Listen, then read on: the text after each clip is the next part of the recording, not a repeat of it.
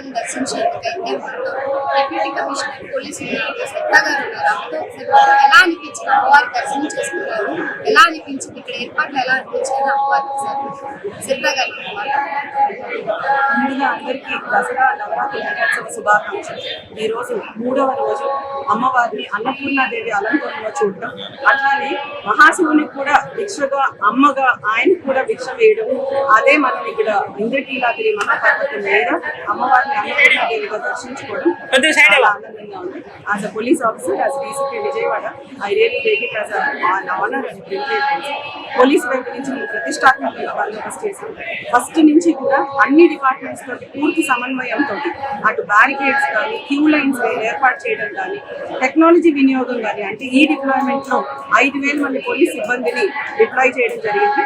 ఇటు దసరా మహోత్సవాలతో పాటు విజయవాడ ఉత్సవం కూడా మొదటిసారిగా చాలా ప్రతిష్టాత్మకంగా మన రాష్ట్ర ప్రభుత్వం గౌరవనీయులు శ్రీ నారా చంద్రబాబు నాయుడు గారు ముఖ్యమంత్రి గారు ఆదేశాలు ఉంది. అట్లానే టెక్నాలజీ ఈ డిప్లాయ్మెంట్ లో వారిని డిప్లాయ్ చేసుకోవడం, డ్రోన్స్ యూజ్ చేయడం, 42 డ్రోన్స్ యూజ్ చేసుకోవడం, ఆ డ్రోన్స్ అంతరాలయ దర్శనంలో ఎంతమంది వస్తున్నారు అనేది కూడా టోటల్ గా ఎన్యూమరేట్ చేసుకోవడం. నిన్న దాదాపు 90,000 మంది దర్శించుకోవడం, అట్లానే రోజుకి ఎంతమంది దర్శించుకుంటున్నారు, క్యూ లైన్ కి సుమారుగా ఎంత టైం పడుతుంది, అంతా కూడా మేము మానిటర్ చేస్తూ ఉంటాం.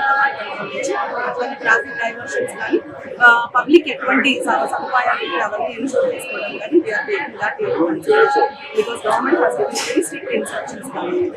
ఇది కాకుండా మనకి మూలా నక్షత్రం రోజు ఎటువంటి కంటింజెన్సీస్ ప్లాన్స్ ఉండాలి, అవి కూడా ప్లాన్ కూడా చేపట్టడం జరిగింది.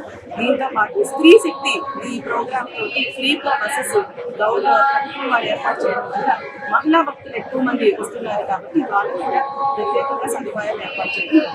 My hearty congratulations to YK news channel. YK news channel viewers అందరూ కూడా దసరా నవరాత్రి మహోత్సవ శుభాకాంక్షలు. Thank you. హ్యాపీ దసరా.